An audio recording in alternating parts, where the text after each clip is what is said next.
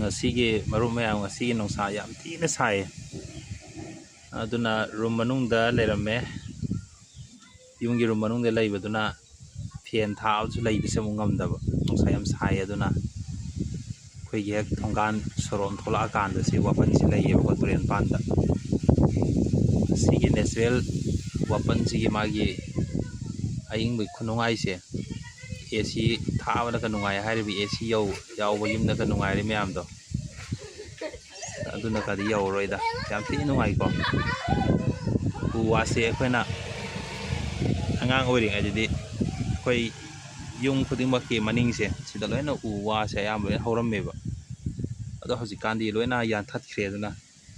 yum somuk khanjin da bai tare yum ju khandramni na direct nosan yesil lai bungam de bi manung se turen pan sumaina horaga lakpa se liri sila kanda yam nungai sumaina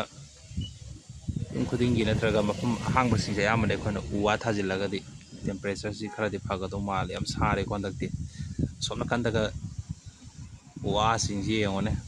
haina humna tawraga sa no sikka phalan sitli se si hojite lai tramni da hoje khoi swai da su mafum khara lai bagi wane sumaina ko wa ka hodana yam nungai mafum si lai silak drive uwa si phajana tha se marup sing mafum chana uwa si khara tha se pani yan that pani hele hoje kan se